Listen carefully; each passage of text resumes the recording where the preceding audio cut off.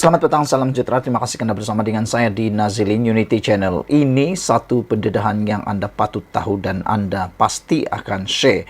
Pasti saya yakin Anda akan kongsikan ini kepada semua orang karena ini akan bercerita tentang dah kalah PRU tapi masih nak bertanding PRN. Rupanya allowance yang wakil rakyat dikejar, ini nilainya. Pasti di luar sana ramai netizen yang nak tahu apa sebenarnya habuan, apa sebenarnya yang dikejar, berapa nilai duit, berapa gaji, berapa allowance yang diterima oleh YB yang menang dalam PRU maupun PRN yang akan berlangsung tidak lama lagi ini.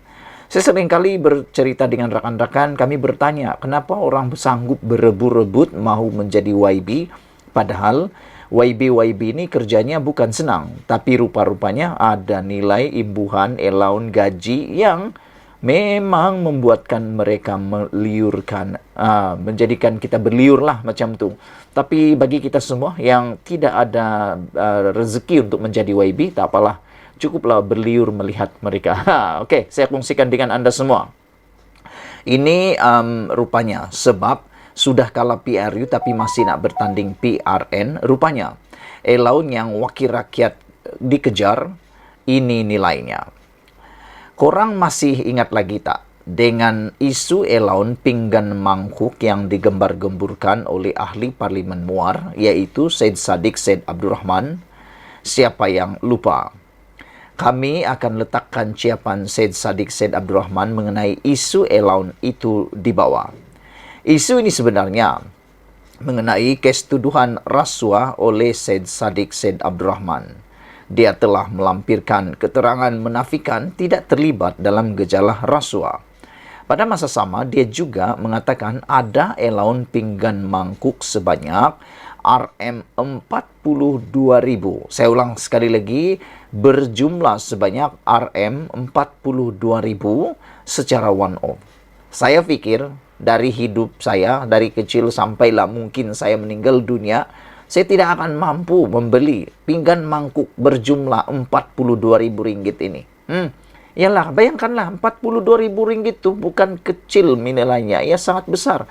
Tapi itulah yang didedahkan oleh Syed Saddiq Syed Abdul Rahman. Pinggan mangkuk pun allowance-nya RM42.000 secara one-off. Siapa yang tidak terliur kan? Banyak lagi allowance yang mungkin tak masuk akal bagi kita. Seperti, pertama, allowance pembayaran tol dan bahan api kenderaan. Ada tak korang bahagikan gaji untuk duit tol? Kalau ada, berapa ringgit yang korang letak untuk duit tol? 100 atau 200 ringgit? Macam admin selalu, kalau nak keluar je, baru top up touch and go. Tahu-tahu ada banyak lagi baki. Kenapa kami sebut pasal tol ini? Tahu tak? Ahli Parlimen akan menerima duit tol. Berapa jumlahnya?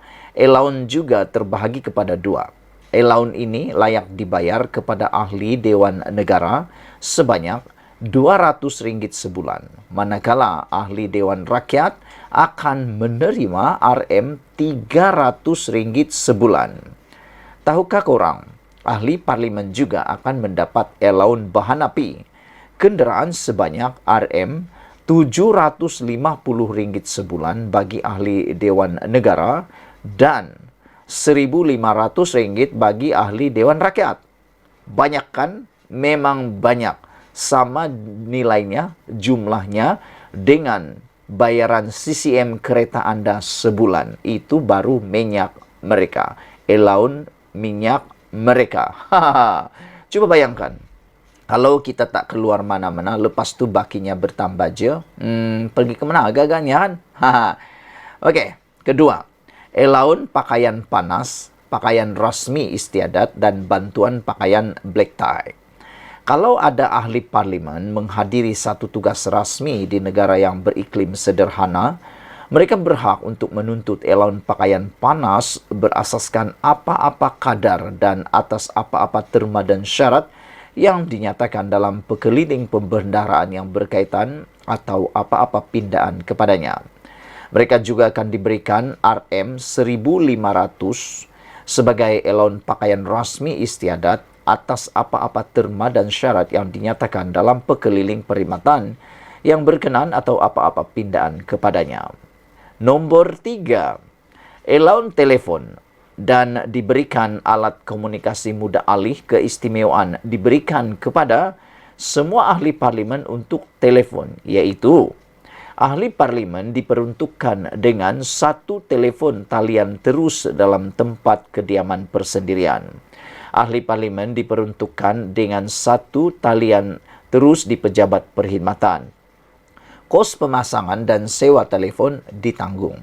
Ahli parlimen layak diperuntukkan dengan sebuah telefon bimbit atau alat komunikasi mudah alih dengan harga tidak melebihi Rm2.000 sekali dalam masa 2 tahun dan hendaklah disokong dengan resit asal pembelian.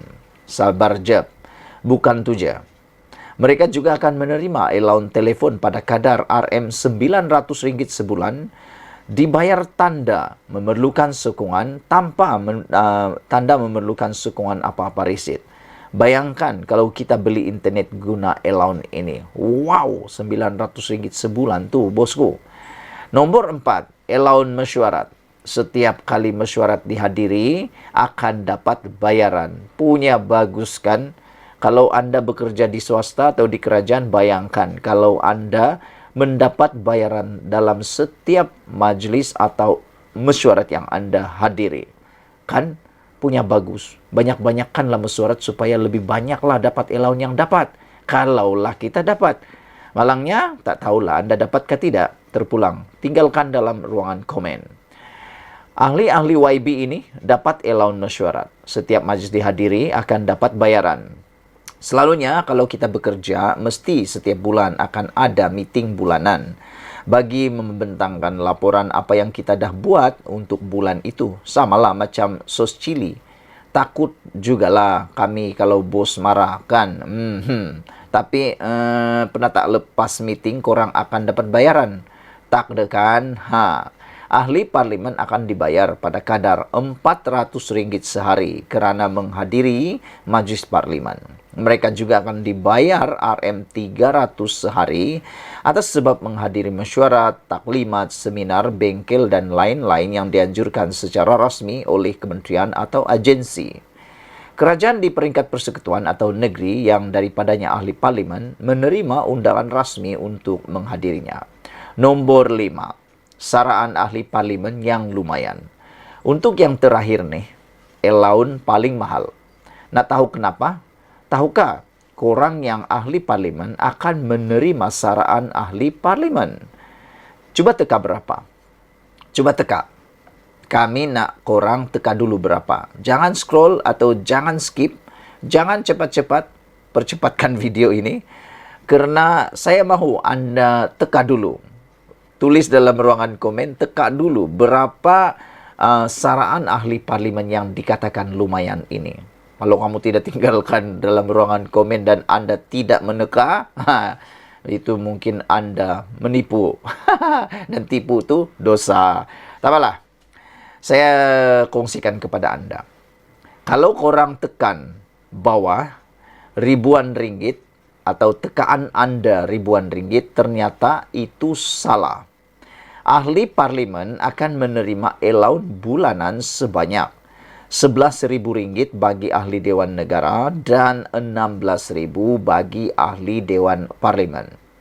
Jadi, cuba kita bandingkan dengan gaji minimum kita. Baiklah, kita akan bandingkan allowance di atas dengan gaji minimum pekerja, iaitu Rp1.200.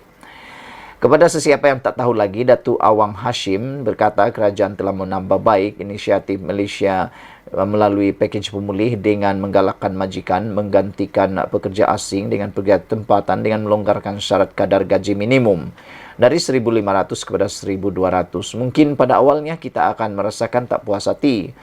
Kenapa perlu kurangkan gaji? Sepatutnya naikkan gajilah kan. Namun beliau telah mengeluarkan kenyataan bahawa program ini untuk bantu rakyat dengan kelonggaran syarat gaji minimum. Program ini, mereka yang diberi gaji 1.200 akan dapat insentif tambahan dari kerajaan 500 setiap bulan.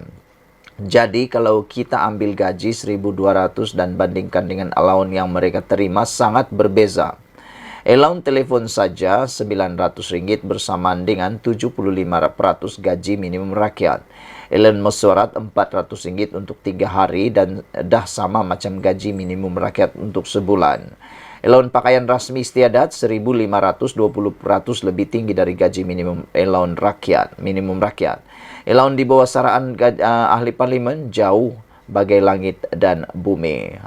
Saudara-saudara sekalian, isu ini dipetik daripada Info Rakyat. Sila share kepada semua orang dan pastinya yang memberikan motivasi untuk Anda bekerja lebih keras. Betulkah? Kita jumpa lagi. Malaysia kita punya, kita jaga sama-sama cintai Malaysiaku. Bye-bye.